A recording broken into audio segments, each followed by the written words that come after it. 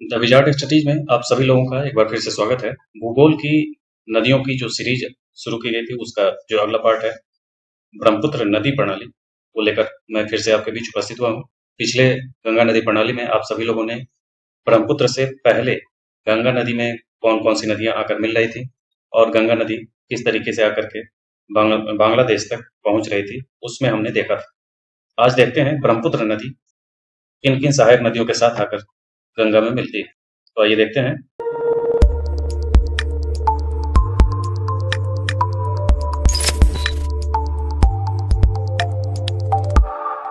सबसे पहले इस चित्र के माध्यम से समझ लें, मैप के हिसाब से। यहाँ आप देख रहे हैं कि ये है मानसरोवर झील। इस मानसरोवर झील के लगभग करीब से ही थोड़ी ही दूर पे ब्रह्मपुत्र नदी का उद्गम है। यहीं से ये नदी निकलती है और अपनी सहायक नदियों के साथ यहाँ इसे यारलुंग जोंगपो कहा जाता है या उसी को सांगपो भी कहा जाता है। तो ये चीनी भाषा में यारलुंग जांगपो कहते हैं और तिब्बती भाषा में सांगपो कहते हैं। इसी के किनारे कुछ ही दूरी पर लहासा भी है और यहाँ आकर के मिसमी पहाड़ी के आसपास ये भारत में प्रवेश करती है और असम में पहुंचने के बाद ब्रह्मपुत्र के नाम से जानी जाती है और यही आकर के जब बंगाल में प्रवेश करती है तो जमुना नदी के नाम से जानी जाती है और गंगा और जमुना की जो संयुक्त धारा है वही मेघना के नाम से जानी जाती है। तो ये गंगा जो है ये पद्मा के नाम से जानी जाती है और ब्रह्मपुत्र जो है वो जमुना के नाम से जानी जाती है और दोनों की संयुक्त धारा मेघना के नाम से जानी जाती है और इसी में आकर के ये बराक नदी इसमें आकर के मिलती है। तो ये एक खाका है। अब इसके बारे में डिटेल जाने की ब्रह्मपुत्र नदी के बारे में पॉइंट्स जानना जरूरी है। बहुत सारे इसमें पॉइंट्स हैं, आइए देखें। ब्रह्मपुत्र का उद्गम दक्षिण पश्चिमी तिब्बत में चेमा युंगडुंग ग्लेशियर से होता है। इसका उद्गम सिंधु और सतलज उद्गम के बहुत करीब है, यानी कि लगभग आसपास में ही है, लेकिन ये चेमा युंगडुंग ग्लेशियर से निकलती है। मरियम ला नदी ब्रह्मपुत्र के उद्गम को मानसरोवर झील से अलग करती है। तिब्बत में यह दक्षिण में महान हिमालय और उत्तर में कैलाश पर्वतमाला के बीच सिंधु सांगपो संरचना क्षेत्र द्वारा निर्मित अवसाद से होकर के गुजरती है। असाधारण रूप से उच्च ऊंचाई पर होने के बावजूद सांगपो की ढलान बहुत ही धीमी है, यानी कि जब आप यहाँ देखेंगे इस तिब्बत वाले एरिया में तो यहाँ पे पूरे में इसकी जो स्पीड है वो बहुत तेज नहीं है, सामान्य स्पीड है, क्योंकि ये तिब्बत का पठार वाला एरिया है तो जमीन समतल है। यहाँ नदी की गति धीमी और लगभग 640 किलोमीटर तक नौकागम मार्ग इसका चौड़ा है। तिब्बत में इसकी सहायक नदियां मिलती हैं और इसकी प्रमुख सहायक नदियों में रागा सांगपो है जो हादसे जोंग के पास सांगपो से मिलती है।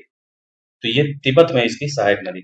आगे देख लें कि यह यारलुंग सांगपो नदी के रूप में, यानी कि चीन में यारलुंग सांगपो नदी के रूप में है और दक्षिणी तिब्बत से होकर हिमालय के विशाल घाटियों को तोड़ते हुए अरुणाचल प्रदेश में प्रवेश करती है, जहां इसे दिहांग के नाम से जाना जाता है। यानी कि यहाँ से जब जैसे ही ये प्रवेश करेंगे, ये बॉर्डर है अरुणाचल प्रदेश का, तो यहाँ तक सांगपो है, यहाँ से ये दिहांग के नाम से जानी जाती है और जब असम का बॉर्डर आएगा तो असम के बाद यानी कि सादिया वाले हिस्से के बाद ये ब्रह्मपुत्र के रूप में जानी जाएगी। आगे देखें, सादिया शहर के पश्चिम में दिहांग नदी दक्षिण पश्चिम की ओर मुड़ जाती है और दो पहाड़ी धाराओं लोहित और दिवांग से मिल जाती है, यानी कि ये दोनों धाराएं इसमें ब्रह्मपुत्र नदी में आकर मिलती हैं। संगम के नीचे नदी को ब्रह्मपुत्र के नाम से जाना जाता है। यह नदी बांग्लादेश में जमुना के रूप में बहती है और गंगा के साथ मिलकर एक विशाल डेल्टा सुंदरबन का निर्माण करती है। दुनिया के सबसे बड़े और सबसे छोटे नदी द्वीप यानी कि माजुली द्वीप सबसे बड़ा है और उमानंदा सबसे छोटा है। असम राज्य में नदी पर ही स्थित है। ये इस हिस्से में इस आसपास में माजुली द्वीप है और उसी के कुछ ही दूरी पर उमानंदा द्वीप है, नदी द्वीप है। इसके बाद डिब्रूगढ़, पासीघाट, नेमाटी, तेजपुर और गुवाहाटी नदी के तट पर स्थित महत्वपूर्ण इसके तट वाले शहर हैं। मेन इसके नाम ढेर सारे हैं, जैसे कि तिब्बत में इसको तिब्बत सांगपो कहते हैं, चीन में यारलुंग जांगपो, जियांगिन कहते हैं, असम में दिहांग या सियांग कहते हैं, सादिया के दक्षिण में इसे ब्रह्मपुत्र कहते हैं, बांग्लादेश में जमुना कहते हैं और बांग्लादेश में ही गंगा और ब्रह्मपुत्र के संगम को पद्मा कहते हैं और बांग्लादेश में जब मेघना भी इसमें आकर मिलती है तो ये मेघना के नाम से संयुक्त धारा को जानते हैं। ये कई सारे नाम हैं इसके। इसके बाद इसके जो सहायक नदियां हैं उसको भी देख लें तो सहायक नदियों में इसके दाहिने और बाएं से कई सारी नदियां हैं। तो इसको समझने के लिए आपको दाहिना और बायां समझना होगा। तो सबसे पहले तो ये आप देख रहे हैं कि ये ब्रह्मपुत्र नदी है। तो ये ब्रह्मपुत्र नदी यहाँ से आई, यहाँ से आ गई, इसकी धारा जो है पूरब से पश्चिम की ओर है और यहाँ से आकर के ये इस तरीके से मिल रही है। अब आपको देखना है कि दाहिने और बाएं क्या है। तो ये धारा इस ओर बह रही है, तो इसका दाहिना किनारा उत्तर की तरफ होगा और बायां किनारा दक्षिण की तरफ। तो ये जो देख रहे हैं दिबांग नदी, ये बाएं किनारे से, लोहित नदी बाएं किनारे से, यहाँ धनसिरी, ये जो देख रहे हैं धनसिरी नदी बाएं किनारे से, और दाहिने किनारे से जो मिलने वाली नदी है उसमें आप देखें तो सुबनसिरी सबसे प्रमुख नदी है, काफी नाम है इसका। इसके बाद कामेंग नदी है, यहाँ कामेंग नदी। इसके बाद आगे बढ़ते हैं तो मानस नदी है जो दाहिने हाथ से ही, दाहिने तरफ से ही मिल रही है। उसके बाद रायडक नदी आकर के मिलती है जो वहाँ भूटान के तरफ से आकर के आ रही है, और सिक्किम से निकल कर आने वाली तीस्ता नदी यहाँ आकर के मिल रही है बांग्लादेश में पहुंच करके, तब वो तीस्ता नदी ब्रह्मपुत्र का हिस्सा बनती है। और तीस्ता नदी से पहले जलढाका भी एक नदी है जो आकर के मिलती है। तो जलढाका और रायडक ये सब ब्रह्मपुत्र की सहायक नदियां हैं। तो दाहिनी तरफ से आकर के मिलने वाली ढेर सारी नदियां हैं, बाएं तरफ से आकर मिलने वाली कुछ कम ही है, दो चार पांच नदियां हैं। उनके लिस्ट आपको यहाँ दिए गए हैं, आप चाहें तो लिस्ट से याद कर सकते हैं। अब सहायक नदियों के जो इसकी मुख्य सहायक नदियां उनके बारे में जो तथ्य हैं उनको जान लें। तो सुबनसिरी नदी को स्वर्ण नदी भी कहा जाता है क्योंकि ये अपने सोने की धूल के लिए प्रसिद्ध है, यानी निक्षेप उसके सोने के भी आते हैं निक्षेप। और अरुणाचल प्रदेश के निचले सुबनसिरी जिले से होकर के बहती है। सुबनसिरी नामक तेज बहती नदी कियाकिंग के उत्कृष्ट अवसर प्रदान करती है। उसके बाद कामेंग नदी है दूसरी सहायक जो है। पूर्वी हिमालय पर्वतमाला में कामेंग नदी का उद्गम तवांग जिले से होता है। यह अरुणाचल प्रदेश के पश्चिम में कामेंग जिले में और असम के सोनितपुर जिले से होकर के बहती है कामेंग नदी। कामेंग नदी पूर्वी कामेंग जिला और पश्चिमी कामेंग जिलों के बीच सीमा बनाती है। कखुई वन्यजीव अभयारण्य काजीरंगा राष्ट्रीय उद्यान कामेंग नदी के पास ही स्थित। तो ये था कामेंग नदी। तो सुबनसिरी और कामेंग, तो ये देखें सुबनसिरी है और ये कामेंग नदी है। तो ये दोनों नदियां आकर के ब्रह्मपुत्र नदी में, ये ब्रह्मपुत्र नदी है मोटी धारा, ये देख रहे हैं ये सियांग रिवर है, सियांग, ये तिहांग, ये लोहित। तो ये सब नदियां हैं इसकी। आगे देखें मानस नदी। मानस नदी दक्षिणी भूटान और भारत के बीच हिमालय की तराई में बहने वाली सीमा पारीय नदी है। जिसकी लंबाई लगभग 376 किलोमीटर है। यह 272 किलोमीटर तक भूटान से होकर गुजरती है और 104 किलोमीटर तक असम से होकर बहती है।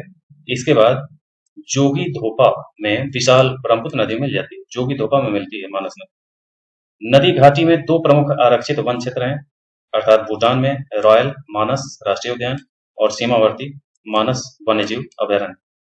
इसके बाद संकोच नदी है, तो ये उत्तरी भूटान से निकलती है और असम राज्य में ब्रह्मपुत्र में मिलती है। यह नदी ऊपरी जलग्रहण क्षेत्र हिमाच्छादित है।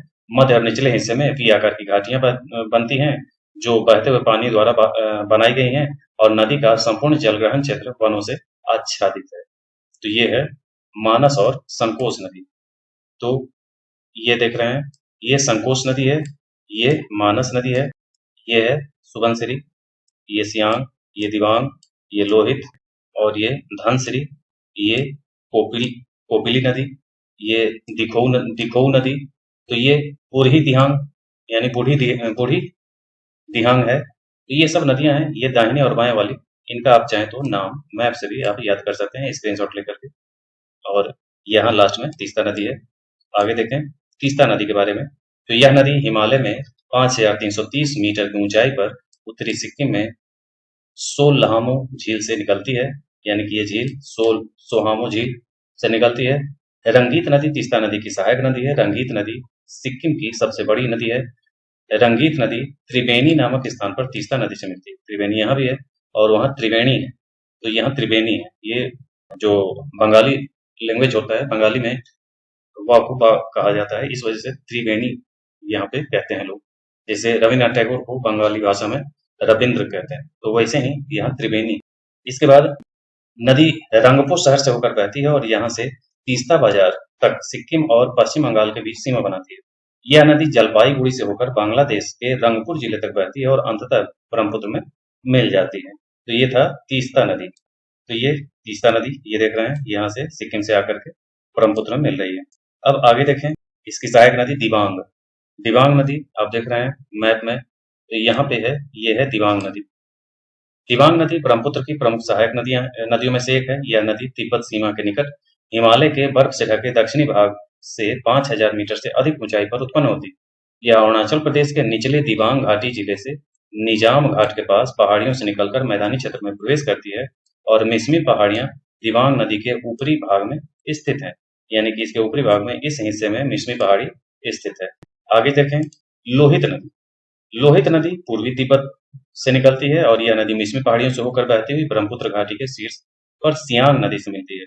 लोहित घाटी घने जंगलों से भरी हुई है जो अल्पाइन और उपोष्ण कटिबंधीय वनस्पतियों से ढकी हुई है। यहाँ औषधीय पौधों की भी बड़ी विविधता पाई जाती है। धनसिरी नदी, यह असम के गोलाघाट जिले और नागालैंड के दीमापुर जिले की मुख्य सहायक नदी है। धनसिरी, इसकी उत्पत्ति नागालैंड से हुई है, धनसिरी की। और इस नदी से जुड़े बारहमासी जलमग्न दलदली क्षेत्र भी यहाँ है। कोपिली नदी जो है वो पूर्वोत्तर की एक अंतर्राज्यीय नदी है जो मेघालय और असम राज्य से होकर बहती है और असम में ब्रह्मपुत्र की सबसे बड़ी दक्षिणी सहायक है। इसके बाद कैरिसा कोपली पौधे की भी प्रजाति है। कपिला नदी के किनारे विरल रूप से वितरित है। इस पौधे को नदी पर एक जल विद्युत परियोजना से खतरा है और मेघालय में कोयला खनन के कारण यह पानी अम्लीय हो गया है। तो ये सब इसके करंट के कुछ पॉइंट्स हैं। इसके बाद है सियोम नदी। सियोम नदी ब्रह्मपुत्र के दाहिने किनारे से आकर के मिलती है और सियोम असम की मुख्य पर्वतमाला के दक्षिण में तिब्बत की सीमा से अधिक दूर नहीं है। मौलिंग राष्ट्रीय उद्यान नदी के पूर्वी तट पर स्थित है। सियोम नदी शुरू में दक्षिण दिशा में बहती है, बाद में पश्चिमी सियांग जिले से होकर पूर्व और दक्षिण दिशा में बहती है और साजे नदी इसकी सहायक नदियों में से प्रमुख है। सियोम ब्रिज अरुणाचल प्रदेश में सियोम नदी पर बना एक अत्याधुनिक 100 मीटर लंबा क्लास 70 स्टील आर्क स्ट्रक्चर है। चीन से निपटने के लिए सियोम ब्रिज का एक बहुत बड़ा सामरिक महत्व है क्योंकि यह अरुणाचल प्रदेश में वास्तविक नियंत्रण रेखा के संवेदनशील क्षेत्रों का प्रवेश द्वार है। इसलिए सियोम ब्रिज काफी महत्वपूर्ण है। अब ब्रह्मपुत्र नदी में कुछ परियोजनाएं हैं जिसकी पूरी लिस्ट आपको दे दी गई है। इसको आप चाहें तो याद कर सकते हैं और राज्य के हिसाब से इसे अलग अलग कर दिया गया है, आप इसको याद कर सकते हैं। अरुणाचल प्रदेश में तवांग जल विद्युत परियोजना, सुबनसिरी पापुम पाप जल विद्युत परियोजना, ढिकरोंग जल विद्युत, अपर लोहित, तो ये सब नाम है जिसको आप चाहें तो स्क्रीनशॉट लेकर के इसको याद कर सकते हैं। तो ये था। इसके बाद आगे जा करके ये जब बांग्लादेश में प्रवेश करती है उसके बाद पराक नदी जो यहाँ से मणिपुर से निकलती है और यहाँ आकर के मेघना की धारा में आकर के मिल जाती है बांग्लादेश में और ये सब मिल करके ये पूरा सुंदरवन डेल्टा का निर्माण करते हैं जो मैंग्रोव वन के लिए फेमस है। तो ये था ब्रह्मपुत्र नदी और उसकी प्रणाली और उससे जुड़े हुए सारे पॉइंट्स। आप ब्रह्मपुत्र नदी का जो अपवाह क्षेत्र देखें तो अपवाह क्षेत्र ये इस पूरे एरिया में बनाता है और ये यहाँ तक इसका पूरा अपवाह क्षेत्र है। तो ये था आज का ब्रह्मपुत्र नदी प्रणाली। मिलते हैं इसी ढंग से अगली नदी प्रणाली के साथ। आज के लिए इतना ही। धन्यवाद।